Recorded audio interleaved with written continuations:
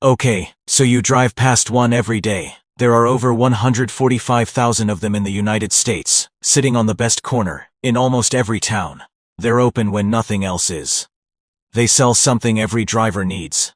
On a schedule they can't put off. It sounds like a machine that prints money. Not even close. Most gas stations lose money on the thing they're named after. Some days they lose money on every single gallon that leaves the pump, and the owner still has to unlock the doors, pay the staff, and keep the lights on regardless. By the end of this, you'll understand where the real money actually comes from, and what's buried under the concrete that could end the business overnight. Let's start with the number. Nobody tells you. The average gas station makes somewhere between 2 and 6 cents of profit per gram gallon. 2 to 6 cents. Fill up a 15-gallon tank, hand over $60, and the station owner walks away with less than $1. The other 59 went somewhere else, to the refinery, to the distributor, to state and federal fuel taxes, to the credit card processor, taking their cut before the owner sees a cent. You are not buying gas from the gas station. You are renting the real estate for 90 seconds, while money passes through it on its way to someone else. Here's the part that makes it worse. The owner doesn't control that price, and crude oil can swing 15% in a week. The station has to react in real time, repricing the sign out front sometimes twice a day, while their actual margin, the sliver they keep, barely moves at all. Whether gas is $2.80 a gallon or $4.50, they keep a few cents either way. The number on the sign is chaos. The number in their pocket is almost a flat line. So why does anyone do this? Because the fuel was never the business. The fuel is the bait.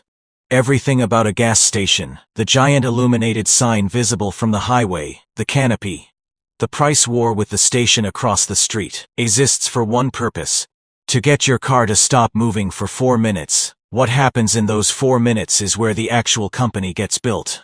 Walk inside. A bottle of water that cost the store 20 cents sells for $2. A cup of coffee that costs 30 cents in ingredients sells for $3. A candy bar bought in bulk for 40 cents sells for $2.50. These aren't 2% margins. These are margins of 50, 60, sometimes 70%. You just handed over more profit on a bag of chips than the owner made on your entire tank of gas. This is the part most drivers never think about. The pumps are a customer acquisition cost, a very expensive one, and the convenience store is where that cost gets paid back. Stations that understand this stop thinking of themselves as fuel retailers. They start thinking of themselves as small, high-traffic grocery stores that happen to have pumps attached. The ones that do this well build out real kitchens, fresh coffee programs, loyalty apps that track your visits, car washes, bolted onto the side, lot generating their own separate stream of near-pure profit. Some of the largest chains in the country now make more money from a made-to-order sandwich than from the fuel that got you there in the first place. Walk inside. That's the whole business model compressed into 3 words. Now, here's what nobody puts on the sign.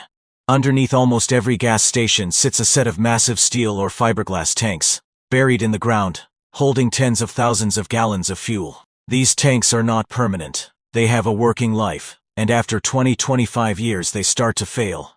Metal corrodes, seams weaken. When they finally go, they don't send a warning, no siren, no smell you'd notice from the sidewalk.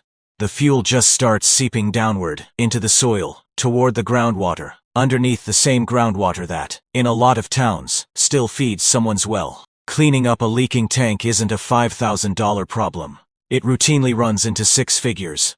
In serious cases, where it's reached groundwater and regulators get involved, it can climb past $1 million for one site.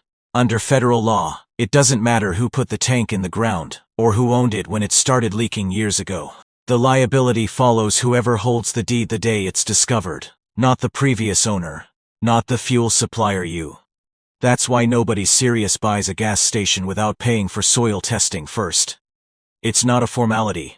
It's the difference between buying a business and inheriting a lawsuit you don't know exists yet. There is a third problem, and this one doesn't show up in a single afternoon. It shows up over the next decade. Electric vehicles don't need what a gas station sells. Every EV sold today is a customer that pump traffic will never see again. Not once. Not for the 15 or 20 years they own that car.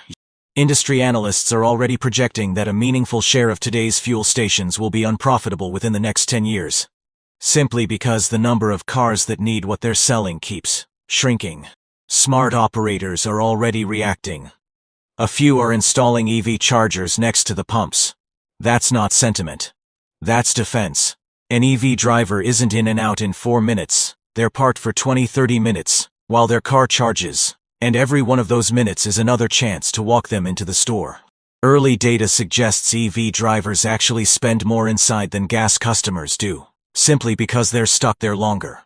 But retrofitting a site for high-speed charging isn't cheap, and it's another round of capital on top of a business that was already expensive to build in the first place. A handful of owners will make that bet early and win. Others will wait too long and find themselves holding a piece of real estate built entirely around a fuel type fewer people need every year. The number of gas stations in this country has been shrinking for 3 decades straight, and it's not slowing down. The ones that survive won't be the ones with the cheapest gas. They'll be the ones that figured out gas was never really the point. So here's where that leaves things. The pump gets you off the highway. The store is where the business actually lives or dies. The tanks underground are a liability with your name on it the moment you sign the deed.